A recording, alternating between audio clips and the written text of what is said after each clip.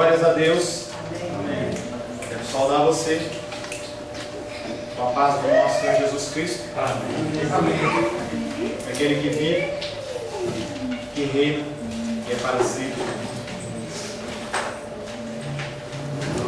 Antes de passarmos a palavra,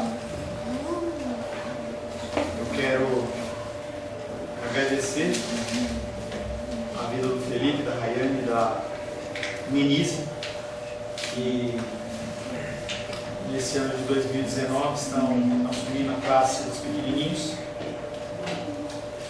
Eu agradeço porque vocês fazem mais fácil o ministério. Abençoe a vida de vocês. Vocês possam ter várias aulas, sejam aqui, sejam fora da igreja, onde quer que seja, que o ministério de vocês seja abençoado, que eu fico de prosperidade. Amém? Deus abençoe vocês.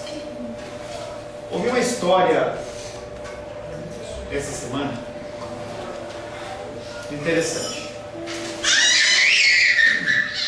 A igreja ela tem se movido muito por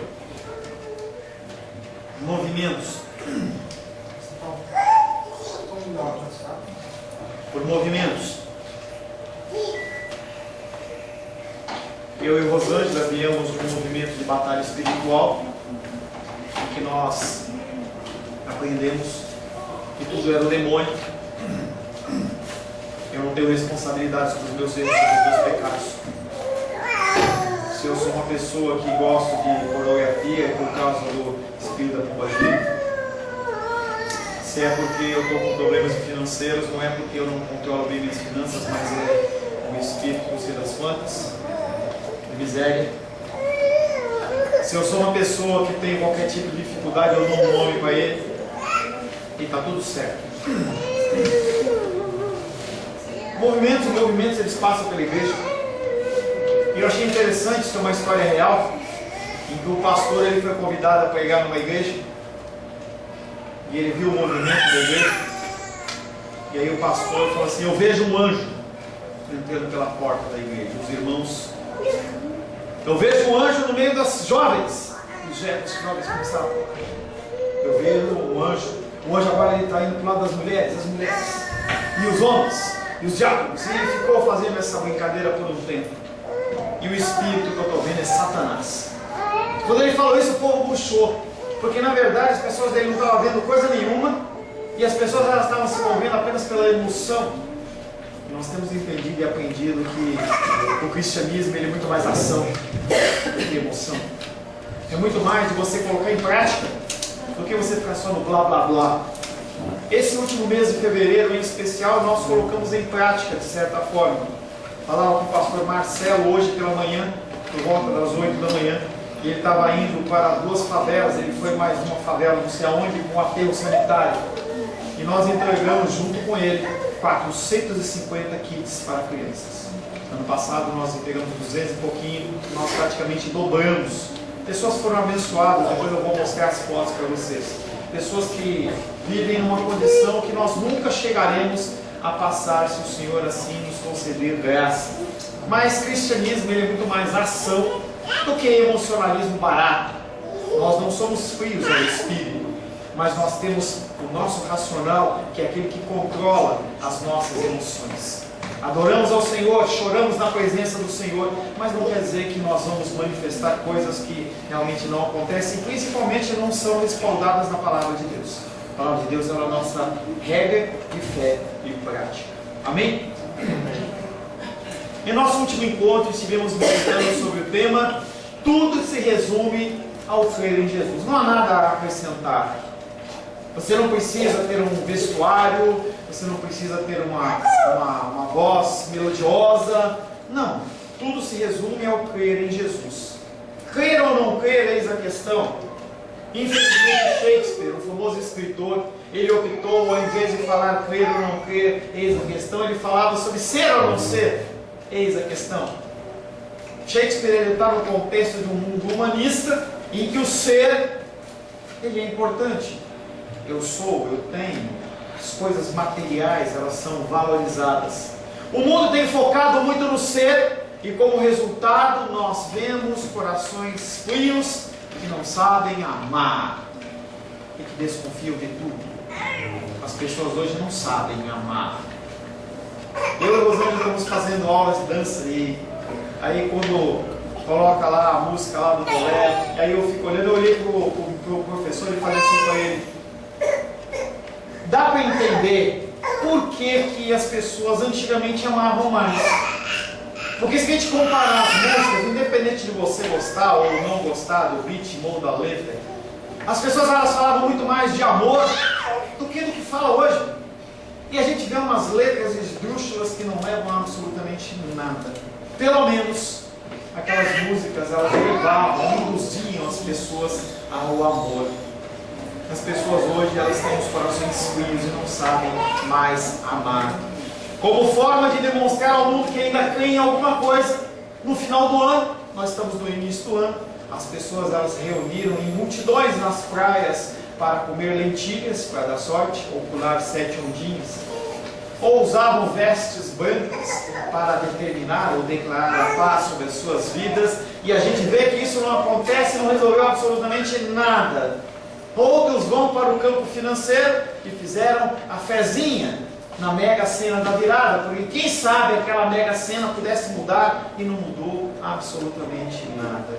O mundo padece pela falta de crer em Jesus e em sua obra redentora, que ela já foi consumada na cruz.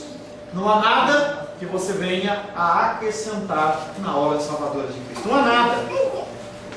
Nós recolhemos alimentos, sou grato a você que nos ajuda a abençoar vidas.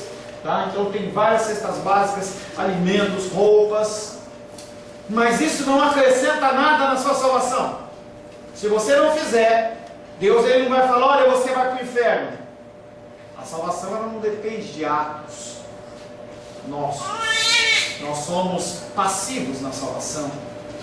Ele nos concede gratuitamente a partir do sacrifício do seu Filho amado. Ponto. Ponto. O verso da semana passada foi João 14,17, que disse: Ele é o Espírito da verdade que o mundo é incapaz de receber, porque não o vê, não o conhece. Vós o conheceis porque Ele habita e estará em vós. Você só conhece Deus. Você só consegue responder às coisas que Deus fala porque Ele habita no seu coração. Você só é tocado pelo Senhor para abençoar na parte financeira, ou abençoar em alimentos, em vestuário, sobre dízimo, oferta. Você só faz isso porque você é tocado pelo Senhor. De outra forma, você é constrangido ou envolvido através de um mecanismo psicológico que um líder espiritual pode fazer. Eu posso te convencer a entregar a sua casa. E as pessoas fazem isso. Mas não é o objetivo. A finalidade é que o Espírito Santo nos convence e nos constrange. Falava ontem com o irmão Paulo, nós temos que orar pela igreja dele, ele tem passado por muitas dificuldades. Já comentei com vocês que a igreja dele lá é uma igreja diferenciada dentro dos moldes da região, e as pessoas elas vão para a frente da igreja dele para convencer os membros dele a irem para a igreja. Então eles ficam na porta. Quando as pessoas saem, olha, eu tenho uma igreja que é mais abençoada, você não quer vir fazer uma visita? E ele convive com isso desde a fundação de igreja. Nós temos que orar por ele. E ele falava: pastor, eu tenho sido abençoado porque famílias têm vindo, mas você sabe como que é, vem e vão, vem e vão. Alguns ficam mais tempo, outros ficam menos tempo, mas na verdade as pessoas não querem ouvir o Evangelho. Eles querem ouvir uma palavra motivacional, de coaching ou qualquer outra, que faça com que eles tenham a autoestima elevada, mas que não resolve absolutamente nada. Sabedor da nossa inconstância espiritual, Jesus nos prometeu outro Consolador. Consolador este que habita em mim e habita em você desde o advento do Pentecostes. A partir do momento em que você se tornou cristão, Cristo, Ele habita dentro de você, através da figura do Espírito Santo. Uma presença forte que nos concede paz, sabedoria, perseverança e muitos outros dons. Sua presença será para sempre. Glórias a Deus. Eu posso te decepcionar. Teu pai pode te decepcionar, tua mãe pode te decepcionar. As pessoas que estão à tua volta podem te decepcionar, mas Ele não te decepciona. Ele estará com você para sempre. Nele a gente pode confiar. Amém. A palavra de hoje tem como título: Em Jesus perseveramos até o fim. Uma dos alicerces do cristianismo chama-se perseverança dos santos. Não é algo que você consegue ir lá no mercado Carrefour, uma prateleira de insumos evangélicos gospel. Você não consegue através da minha imposição de mãos, ou eu derramado de um óleo, ou uma campanha. Mas essa perseverança, ela vem junto com o Espírito Santo. Ela entra dentro do seu coração e faz com que você tenha comportamentos diferentes do que a maioria assim faz. Quero convidar você mais uma vez a abrir a palavra de Deus no Evangelho de João, capítulo 14. Estamos avançando rápido. Creio que em pouco tempo nós estaremos finalizando o Evangelho de João, capítulo 14. É assim que funciona a teologia expositiva. Conforme os fundamentos eles vão sendo apresentados, você não precisa se deter mais em certos pontos, porque eles já foram citados, eles já foram construídos, e aí você tem condições de entender. Evangelho de João, capítulo 14, nós vamos ler do verso 16 em diante. Evangelho de João, capítulo 14, versos 16 em diante. Assim diz a palavra de Deus: E eu rogarei ao Pai, e Ele vos dará outro Consolador, a fim de que esteja para sempre convosco. O Espírito da verdade, que o mundo não pode receber, porque não o vê, nem o conhece. Vós o conheceis, porque Ele habita convosco e estará em vós. Não vos deixarei órfãos, voltarei para vós outros. Ainda por pouco tempo, por um pouco, e o mundo não me verá mais. Vós, porém, me vereis, porque eu vivo, vós também vivereis. Naquele dia, vós conhecereis que eu estou em meu Pai, e vós em mim, e eu em vós. Aquele que tem os meus mandamentos e os guarda, esse é o que me ama. E aquele que me ama será amado por meu Pai, e eu também o amarei, e me manifestarei a ele. Disse-lhe Judas, não Iscariotes: De onde procede, Senhor, que está para manifestar-se a nós e não ao mundo? Respondeu Jesus: Se alguém me ama, guardará a minha palavra, e meu Pai o amará, e viveremos para ele, e faremos nele morada. Quem não me ama, não guarda as minhas palavras, e a palavra que estáis ouvindo não é minha, mas do Pai que me enviou. Palavra do Senhor. Senhor Deus, lemos mais uma vez a tua palavra. Nós louvamos, Pai, pelo teu amor, pela tua paciência, pela tua misericórdia. Merecíamos, Pai, sermos consumidos, mas o Senhor nos concede amor, o Senhor nos concede misericórdia.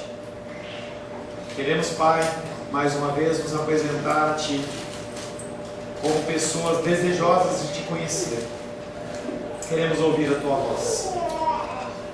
Temos uma semana toda pela frente e nós precisamos de direção, Pai. Sem a Tua direção, nós andamos como que cegos neste mundo pecaminoso. Tropeçamos e caímos. Mas com a Tua palavra, nós temos os nossos caminhos iluminados, porque a Tua palavra é luz para os nossos caminhos, lâmpada para os nossos pés. Pai, me coloco na difícil função de trazer uma mensagem para os Teus filhos e as Tuas filhas. Quem é digno, Pai, de ler e expor a Tua palavra? Ninguém. Apenas o Senhor Jesus tem esse privilégio. Mas eu me coloco na Tua presença, Pai querido, como instrumento. Peço a Ti que o Senhor me capacite, não permita que eu envergonhe o Teu Evangelho, e que nós possamos nesta noite receber um recado santo aos nossos corações, em nome de Jesus. Amém. Em Jesus, perseveramos até o fim. Nas suas forças, na igreja XYZ, meios, modos, formas, não há nada a fazer, você se perde e eu me perco. Após a ressurreição, Jesus nunca mais se manifestaria para os outros que não fossem seus discípulos. Isso é uma frase forte, porque eu tenho falado para vocês que aqueles que não têm Cristo não têm acesso a Deus. Jesus Cristo falou: eu não vou me manifestar a ninguém, a não ser aos meus discípulos. Uma exceção é Saulo, que se tornou Paulo, e que certamente não era crente no momento em que conheceu ao Senhor. 1 Coríntios capítulo 15, versos 7 e 8. Depois foi visto por Tiago, mais tarde por todos os apóstolos, e afinal, depois de todos, foi visto também por mim, como um nascido fora do tempo. O mundo não mais verá Jesus. A única forma de eles verem Jesus é através da sua vida.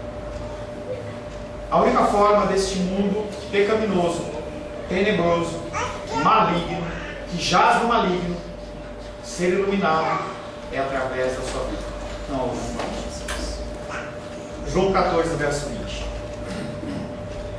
Naquele dia conhecereis que eu estou no Pai, que vós estáis em mim e eu em vós.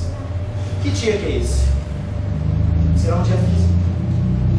Será uma data específica? As pessoas adoram tentar adivinhar o retorno de Jesus. As seitas e religiões, elas inventam: olha, é tal dia, é tal hora, é tal momento, é quando a lua aparecer, a lua de sangue. E as pessoas, elas ficam ali atrás de sinais. Longe de ser literal, Cristo fala de um curso ininterrupto de tempo e não de um único dia. Desde o tempo em que Cristo exerceu o seu poder do seu Espírito até a ressurreição final, se iniciou esse conhecimento, mas de uma forma muito superficial. Porque o Espírito Santo, ele vinha, manifestava o seu poder e voltava. Ele vinha sobre Isaías, voltava. Ele vinha sobre Jeremias, voltava. Ele vinha sobre João Batista, voltava. E todos os homens da Bíblia, ele vinha e ia embora. João 14, 12. Em verdade vos digo, que aquele que crê em mim fará também as obras que eu faço, e outras maiores fará, porque eu vou para junto do Pai. E esse é um versículo que é extremamente constrangedor. Ele falar que nós faremos coisas maiores e melhores. Onde estão os milagres? Sebastião, hoje na abertura do culto, ele falou sobre 7 milagres. Mas onde estão os milagres que você faz na vida dos outros?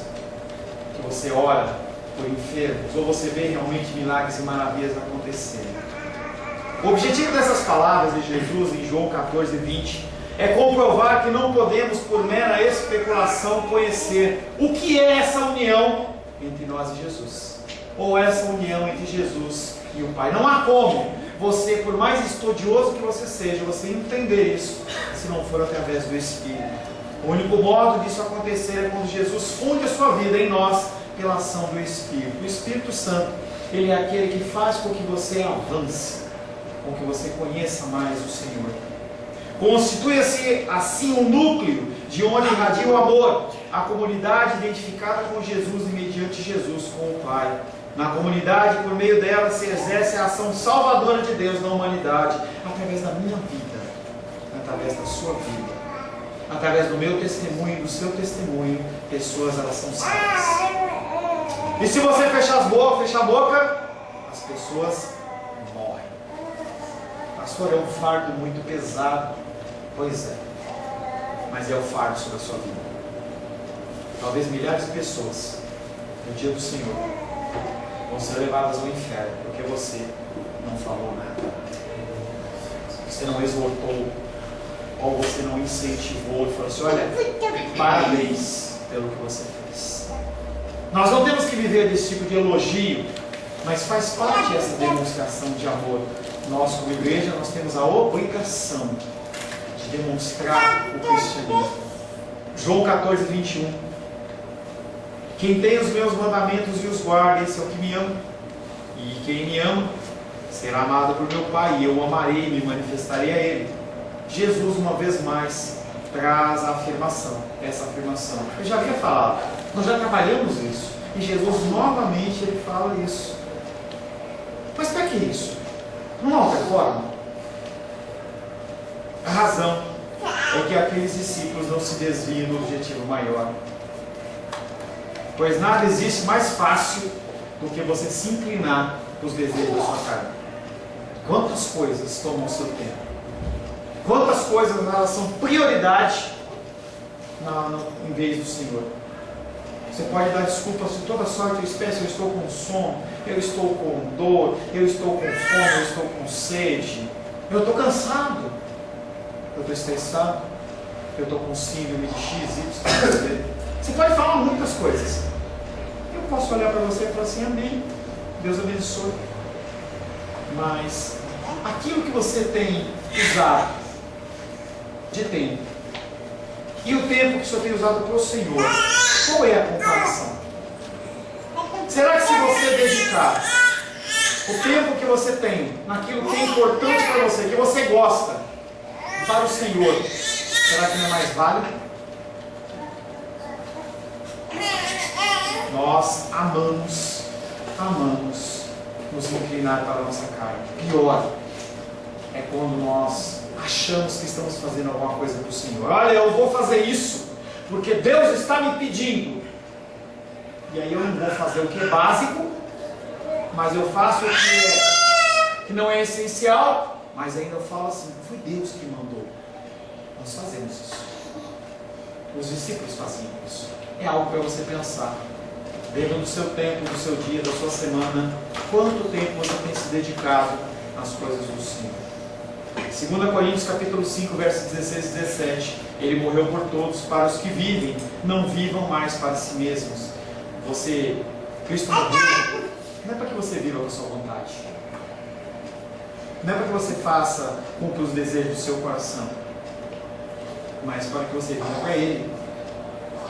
Ele morreu por você, para que você viva não mais como você vivia antes, mas para aquele que por eles morreu e ressuscitou. Assim que nós daqui por diante a ninguém conhecemos segundo a carne, e se antes conhecemos Cristo segundo a carne, já agora não o conhecemos desse modo. O apóstolo Paulo na igreja de Corinto está falando, você precisa mudar. Não dá para você continuar caminhando nessa mesma trilha, nessa mesma vereda. Será que você não pode parar no começo do seu dia e falar assim, eu vou estruturar o meu dia para fazer coisas? Falava com um amigo meu e ele falou assim, olha pastor, você pode fazer tal coisa? Tal. Eu falei, vou ver na minha agenda. Eu brinquei com ele, eu falei assim, você está chique, né, com agenda, né? Ele falou assim, se eu não tiver uma agenda, o tempo passa e eu não fiz nada. Então eu marco lá, olha, de tal hora a tal hora eu vou fazer tal coisa. De tal hora a tal hora eu vou parar para orar, ou eu vou parar para fazer tal coisa. E assim, quando eu fecho meu dia, eu tenho um dia produtivo. Se assim não for, você vai passando o tempo, você gasta com videogame, você gasta com internet, gasta com isso, com aquilo, e a hora que você vê, acabou o dia. Não deu tempo de ler, eu estou cansado. Ter seus mandamentos significa ser propriamente instruído neles, e esse é a minha obrigação aqui nesta igreja. Tentar instruir vocês de uma maneira correta, mas também é responsabilidade de vocês buscar este conhecimento. E guardar os seus mandamentos significa nos conformarmos a Ele, aos mandamentos e às ordenanças. Uma coisa importante a se observar é que Cristo não fala como se os homens amassem a Deus primeiro, mas ao contrário. Nós não temos condição nenhuma de amar a Deus, nem declarar o nosso amor. As nossas vozes, elas não refletem o nosso amor por Deus. Se Deus ele fosse tirar apenas esse momento em que nós entoamos os louvores aqui a Ele, falando que Ele é fiel a Ele, que você chora, e se você pudesse olhar o olho das pessoas enchendo de lágrimas, Tu és fiel, Senhor, a mim, mas com o primeiro deslize, a pessoa olha para Deus e fala, cadê você? Cristo não fala como se os homens amassem a Deus antes de serem amados por Ele, pois quando ainda éramos inimigos, Ele, Cristo, nos reconciliou com Ele, o Pai. Romanos 5:10. Porque se nós, quando inimigos, fomos reconciliados com Deus, você era inimigo de Deus, você foi reconciliado por Ele, mediante a morte do seu Filho. Muito mais, estando já reconciliados, seremos salvos pela vida. Você era inimigo de Deus, e Deus falou: eu quero você. Algo que também é atestado pelo apóstolo João, em 1 João capítulo 4, verso 10. Nisto consiste o amor, não em que nós tenhamos amado a Deus primeiro, mas em que Ele nos amou e enviou o seu Filho como propiciação pelos nossos pecados. Você dizer que você escolheu a Deus é no mínimo pecado. No mínimo pecado. Porque você contradiz pelo menos uma meia dúzia de versículos literais como esse que nós lemos, em que ele fala que Ele te amou primeiro. Como é que você pode ter amado Ele primeiro? Não há essa possibilidade. O segundo ensinamento desse versículo é que todos quantos o amarem serão felizes. Pastor, eu não sou feliz. Quem disse que essa felicidade é temporária? Quem diz que essa felicidade se reflete ao prato, do tamanho do prato de comida que você tem, ou ao número de sapatos que você tem no armário, ou das contas suas serem pagas? Se você tem a sua felicidade alicerçada nessas coisas, você está morto. Você está morto. Se a tua felicidade é você abrir a sua conta bancária e você vê ela lá azulzinha, você está morto. Se isso é onde você se alicerça, você está morto. O segundo ensinamento desse versículo é que todos quanto o amarem serão felizes, porque também serão amados por Ele e também amados pelo Pai. O terceiro mandamento, ou ensinamento, é que ao reconhecê-lo como Deus, nós seremos atraídos a Ele, o desejando mais e mais, não por um sentimentalismo barato, mas pela observação da sã doutrina. E por que nós começamos tão bem? Por que nós começamos tão ávidos de ouvir a palavra dele, de orar? Fala por mim. No início do meu cristianismo, eu acordava 4 horas da manhã, eu ficava orando das 4 às 7. A Rosângela lembra disso. Eu ficava das 4 às 7. Quando era 7 e pouquinho eu descia. Nós tínhamos uma edícula. Ela subia para orar, ficava lá 1 hora e a gente se juntava novamente para tomar café 8h30. O que aconteceu comigo e o que aconteceu com você? Por que se esfriou o meu coração e o seu coração? Porque a gente tem tanta dificuldade em se dispor, nos dispor a algo realmente do Senhor. Hebreus capítulo 5, verso 13 e 14. Todo aquele crente que se alimenta de leite é inexperiente na palavra da justiça, porque é criança. Eu não posso ensinar você sobre ui, ai, ai, de você é lindinho, maravilhoso, o anjinho aqui. Eu não posso. Todo aquele que se alimenta de leite é inexperiente, porque é criança. Mas o alimento sólido é para adultos, para aqueles que pela prática têm as suas faculdades exercitadas para discernir não somente o bem, mas também o mal. Por isso que eu bato nessa tecla, E Jesus volta falando: se vocês amarem a minha palavra, se vocês amarem a minha palavra 1, 2, 5, 10 vezes, para que quem sabe você entenda isso e coloque em prática na sua vida. Daí se entende que o fruto da piedade não é uma casa própria ou qualquer situação temporal, mas que pelo progresso do conhecimento de Cristo nos entregamos em amor ao próximo, assim como Ele fez. João 14, 22. Judas, não Iscariotes, lhe disse: por que te manifestarás a nós e não a eles, e não ao mundo? Transparece mais uma vez a decepção do discípulo. Algo que nós vemos trabalhando desde João capítulo 1, verso 1. Em que os discípulos, quando conhecem Cristo, eles querem a manifestação de um Cristo poderoso dentro dos olhos dele. Aquele que ia quebrar os portões, ia fazer com que Roma caísse. O que Judas não Iscariotes está falando é: por que só para nós e não para eles? Judas esperava a volta gloriosa e triunfante de Jesus e não entende por que vai ser somente uma manifestação pessoal e a indivíduos. Não entende por que Cristo não faz com que a sua luz seja comunicada a todos, senão a poucas pessoas, uma vez que Ele é o sol da justiça. Malaquias capítulo 4, verso 2. Mas para vós outros, que temeis o meu nome, nascerá o sol da justiça, trazendo salvação nas suas asas. Saireis e saltareis como bezerros soltos na estrebaria. Malaquias está dizendo que quando você temer o Senhor, você vai ter o nascimento dele dentro do seu coração. Ele estando no seu coração, você vai ser que nem bezerro, pular, está preso, não pode fazer nada. Quando abre a estrebaria, aquele bezerro sai pulando de alegria. Nada temporal, simplesmente a liberdade de poder agir. Judas, ele acha estranho que por ele ser o sol da justiça, ele não se mostre a todos. Mais uma vez, ele mostra que os discípulos não entenderam absolutamente nada. Quando você olha para Deus e nega o amor dele por uma situação temporal, você se encaixa claramente nesse versículo 14, 22. Você não entendeu nada. 1 ano de convertido, 2 anos, 5, 10, 15, 20, 30, 50, 60, 70, você não entendeu nada. Porque ainda você acha que o amor de Deus, ele pode ser vinculado a uma situação temporal. João 14, 23. Respondeu-lhe Jesus: se alguém me ama, mais uma vez ele vai vir com esse discurso. Será que ele não lembra que ele já falou mais de 5 vezes? Será que ele não lembra que dentro dessa conversa ele já repetiu?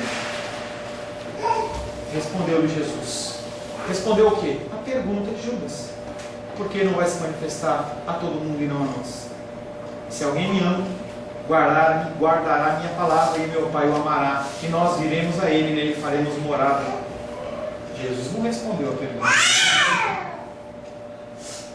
A resposta de Cristo não resolve o problema, pois ela não faz menção no motivo, porque Cristo se manifesta a alguns e não a todos. Certamente ele a princípio encontra todos os homens iguais. Quando Cristo te encontrou da mesma maneira que encontrou o Fernandinho Beramar, encontrou o fulano, o Beltrano, o estuprador, o ladrão, o mentiroso, o cara que desviou o dinheiro da merenda, o cara que desviou o dinheiro da Petrobras. Deus encontrou você da mesma maneira. Todos eles inimigos, mas aquele não pretende olhar para essa distinção. Não era o objetivo dele. Seu desígnio, seu objetivo era exortar os seus discípulos ao sério estudo da piedade, para que fizessem maior progresso na fé. E por isso fica satisfeito em dizer: vocês são diferentes. A partir do momento em que vocês têm a Bíblia como a palavra de Deus e vocês seguem essa doutrina, qualquer outra coisa não vale nada. Não vale nada. Se você não tem relacionamento com Deus, você vai ganhar o mundo e você vai para o inferno. Mas eu preguei para tantas pessoas, eu ensinei tanto, eu batizei, eu fiz benefícios para pessoas, e Deus fala: eu te conheço. Qual foi o relacionamento meu com você? O que você fez para me conhecer? Eu vi que você fez tal coisa, você fez ação social, você fez isso, aquilo, mas e o meu tempo com você? Eu não te conheço. Talvez precise mais 30, 40, 50, 60 anos para você me conhecer. Talvez seja necessário. Uma coisa que eu quero fazer uma breve introdução, está fazendo certo. Ela tem que entender que a Helena e a Manu, quando vier, tem que entender que o lugar do filho é do lado do pai. A gente tem uma certa liberdade com ela, porque ela está começando a andar, mas quanto mais rápido a gente ensinar para ela, mais rápido ela vai estar sentadinha com o papai e da mamãe. E quando ela tiver o filho dela, daqui a 20, 30 anos, ela vai ensinar da mesma maneira. Amém, não sério? Não é assim? Amém? Seu desígnio era exortar os seus discípulos ao sério estudo da piedade, para que fizessem maior progresso na fé. Você tem que se dedicar ao estudo da palavra. Esta marca segue após a fé, pois ela é a consequência da vocação deles. Qual é a consequência da sua fé, da sua vocação? Manifestação da fé. Se você não tem contato com Deus, vai manifestar a fé? Não vai. Vai manifestar murmuração, reclamação, mal-estar, angústia, ansiedade, preocupação, tudo que não presta, mas não a fé. Em outras passagens, Cristo lembra seus discípulos que foram chamados pela graça soberana de Deus, e isso ele grava nas suas memórias. Aqui ele apenas lhes observa, observarem sua doutrina e conservarem a piedade. Apenas. Você apenas precisa se dedicar no estudo. Com essas palavras, Cristo mostra de que maneira o Evangelho é propriamente obedecido. Como pastor, eu posso ser um verdadeiro cristão, estudando a palavra e se aplicando em colocá-la em prática. Deus existe, Deus está em nossos corações. 1 Coríntios capítulo 13, verso 1, 2 e 3. De uma maneira bem clara, Deus ele vem falando para mim e para você que se você não tiver o amor dele no coração, o relacionamento com ele, o relacionamento com o Pai através dele, 1 Coríntios 13, 1 a 3. Ainda que eu fale a língua dos homens, mesmo que você fale japonês, alemão, mandarim, e você saia pelo mundo evangelizando, e dos anjos, se você conhecer o Lavachúrias, ou você falar alguma coisa diferente, se não tiver amor, você vai ser que nem o bronze que soa. Sabe quando o sino bate? Você vai ser como o bronze que soa, ou como o símbolo que retine. Ainda que eu tenha o dom de profetizar e conheça todos os mistérios da ciência, ainda que eu tenha tamanha fé a ponto de transportar montes, e o apóstolo de Jesus Cristo fala, se você tiver a fé de um grão de mostarda, você fala para esse monte, sai daqui e vai para lá. Mesmo que você faça isso, mesmo que você distribua todos os seus bens, olha, eu preciso apenas de uma muda de roupa, eu preciso apenas de um jogo de sapatos, eu não quero nada de dinheiro, meu dinheiro vai direto para as casas de auxílio aos idosos, para os órfãos. Ainda que eu distribua todos os meus bens aos pobres, ainda que eu entregue o meu próprio corpo a ser queimado, mesmo que eu me sacrifique, pode me matar. Se você não tiver amor, não vale nada. É lixo. É lixo.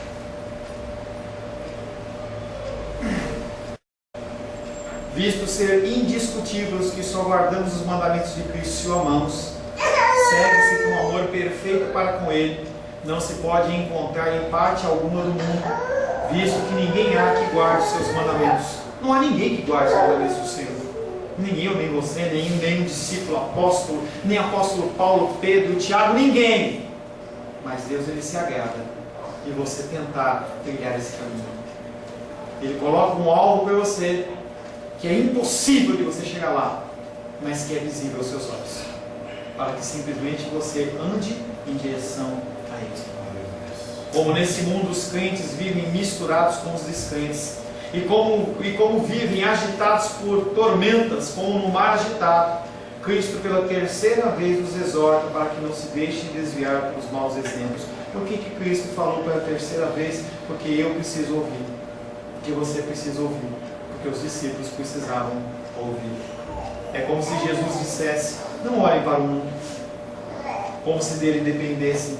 Vivam no mundo. Nós vivemos no mundo, não é para a gente comprar uma chácara e agora a gente ficar lá, não é isso. Muitas pessoas agora vão para retiros no carnaval, e eu não tenho nada contra retiro, mas parece que as pessoas elas ficam num lugar assim que nada os toca. E você está lá, e você é ministrado, e você ouve a palavra, e você chora, e você conversa com os irmãos, mas quando dá na segunda-feira, você volta de novo para o mesmo mundo e ele não mudou. Não olhe para o mundo como se dele dependesse, pois haverá sempre pessoas que o desprezam e desprezam a sua doutrina. Mas no tocante a vós, preservai constantemente até o fim da graça, até o fim a graça que uma vez recebestes, e Cristo está falando de perseverança. Continue caminhando. Brinco com as pessoas, que é a ação da filósofa Dory, lá do Procurando Nemo. Continue a nadar. Continue caminhando, continue caminhando, continue caminhando. Está difícil, continua caminhando, continua caminhando. De vez em quando eu acompanho um maluco na televisão, chama Ed Stanford. E aí ele é deixado em qualquer parte do mundo sem nada. E aí ele tem que chegar até um ponto, meio sacrifício, meio de tolo, né? E eu fico olhando aquele homem e ele fala assim: a única coisa que eu não posso fazer é parar. Eu não posso me acomodar. Eu estou vendo, aqui tem água, aqui tem uma condição, tem um alimento, eu não posso, eu tenho que chegar no meu ponto. É isso que você tem que fazer, continuar caminhando. É difícil? Não é fácil. É fácil? Não é difícil. A obediência com um novo sentido.